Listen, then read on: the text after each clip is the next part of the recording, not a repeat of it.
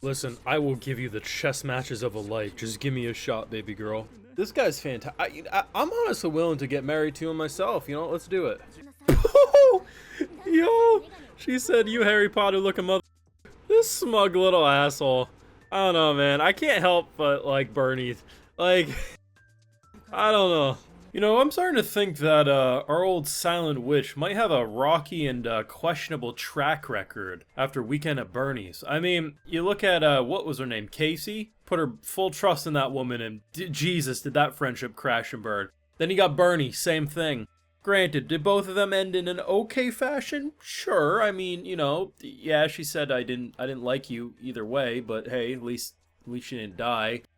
Bernie took one for the team at the end after a lot of bullying. Thank God for Lana. Like, I've been saying it ever since the Casey reveal, like, if she ever betrays us, I'm done with the show.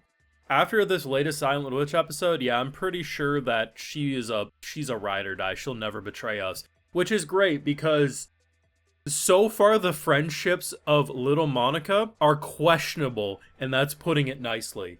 We love her, but this cinnamon roll has some questionable friends. You make sure you drop a like though on this video, show your support. You can subscribe if you're new around here on Patreon, so where you catch my full live reactions to all these episodes and more. If you also want to help fund the channel and videos just like the one you're watching. So, been great. Last week we started the kind of like chess arc and we learned about Bernie, and we kind of get the finale and payoff with it. I mean, apparently in the source material, Bernie's a lot more douchebag oriented, he's a lot more manipulative, there's a lot less niceness to it. But at the end of the day, we're watching the anime is its own story. And what I'm seeing here, I liked what Bernie had to offer. Yeah, he's infuriating in ways, and you can tell it was a sense of jealousy and resentment that he always thought he was better than Monica. So when she surpassed him, it dug into his heart and he took it out on her. But at the same time, there's elements to his story that make me like him more than just him being some douchebag who was jealous. Because when you really do look at it, even if his entire perspective was, she's weaker than me, I feel good because, you know, me helping her makes her, it's a symbiotic relationship. At the end of the day, it can work for some people. At the end of the day, when you look at it from his point of view, he looks at her as like, oh, here's this girl who's talentless.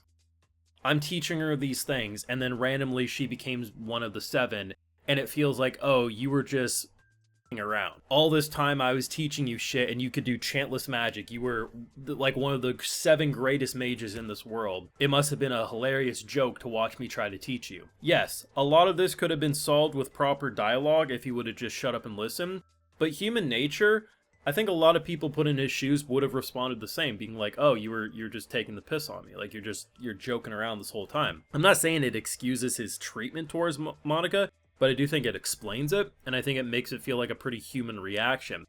And while, yeah, it's frustrating seeing how he was, I really thought it was going to be a lot more generic from last week's episode, and then by the end of last week's episode, I was like, okay, this is actually a lot more interesting than I thought, and I felt the same way leaving this latest episode. Silent Witch is really good for 2 different reasons. You have the fun factor and the meme factor, which is Monica and her adorable faces and just her reactions to social situations.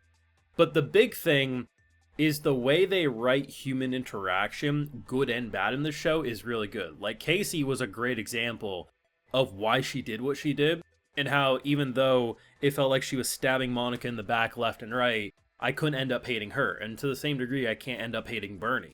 Like, Bernie's a douche nozzle. He deserved the bullying that he got from Lana, and he deserved probably a lot of bad things that happened. But at the end of the day, he felt human, and I appreciate that. I like that we can write characters that have these flaws, that have these insecurities, that have these things that make them kind of shitty, but you don't say, oh, their head should be on a stake. So many authors, so many of these anime, they write good character, bad character. There's no middle. There's no selflessness. There's no, like, you can have characters that can be simultaneously selfish and selfless. I think that's what Bernie represented. For the most part, he was selfish. His entire thing. He even admits, like, yeah, I was jealous. But at the end, while sure, he does sneak in, be forever thankful to me, you know, little smug asshole. At the end of the day, she literally looked at him crying, well, I'm gonna have to expose myself now. Not in a bad way. Get your mind out of the gutter. I know at least a few of you thought that. But, like, hey, my identity, I'm not pretending to be normal school students so I can screw people over and pretend I'm one of the average. It's like, no, I'm protecting the prince, and now it's all going to be exposed. And he's like, no, I did it. Sure, he gets a little praise for stopping an assassin, but at the end of the day, had he not done that, Monica's mission would have been over. I like it a lot. I think for the most part, people are going to be like, "Fuck Bernie," everything like that. And it's like, I think you're supposed to have that reaction to a degree, but it's also like, I really appreciate that. I feel like a lot of us, like, yeah, maybe there's some differences, but a lot of us put in the shoes of being like, oh, here's this girl we were helping.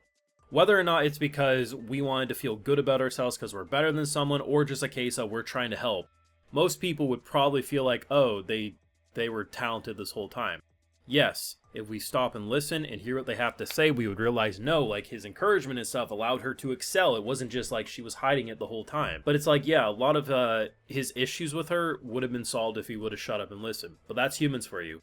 The number of times I've seen it, hell, the number of times even for myself, everyone has these moments where we just don't shut up and listen, and it causes us more issues than we need to have. I don't know, man. The past couple of episodes, definitely some of the strongest aspects of the show. I think the betrayal stuff, it's weird.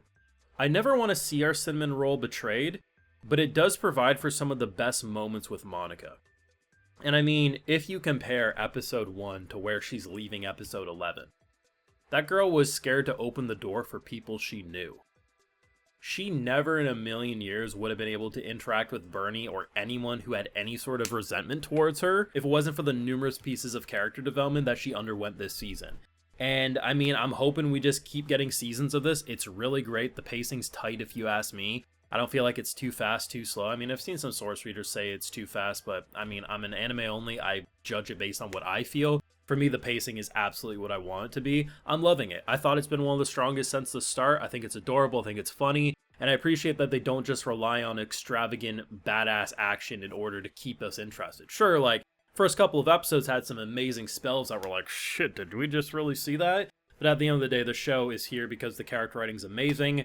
I love the cast top to bottom, and even the characters, when they infuriate me, I appreciate that they infuriate me because they're written like humans rather than just, here's random foil of the week. Even the assassins, it's like, yeah, I get why they're trying to assassinate the prince. That's kind of like the main plot point. I don't know. Really good stuff. I'm liking it a lot. And, you know, while I would be perfectly content never seeing Bernie again, at the same time, if we do see him again, I mean, I do enjoy his character. He pisses me off at points, and at other points I see where he's coming from. And I like a good complex character. And sometimes a good complex character is just a character that, in a human nature, feels envy because we're kind of a shitty species at the end of the day. Let me know what you thought down below, though, on the last couple of episodes, and where do you want to see it go in the final stretch here? Let me know. Drop a like, share your support, subscribe if you're new around here. Patrons where you catch my full live reactions to all these episodes and more. Like, hey, I also like to give video shoutouts to my patrons. So today I got Mihisu, Phantomancer, Plato's Chicken, Jimmy Carroll, Rom Was Taken, Yale, Haruka, Holmes, and we also have Miradine Vasuri. So I appreciate the support, everyone. Please take care. Y'all have a good one.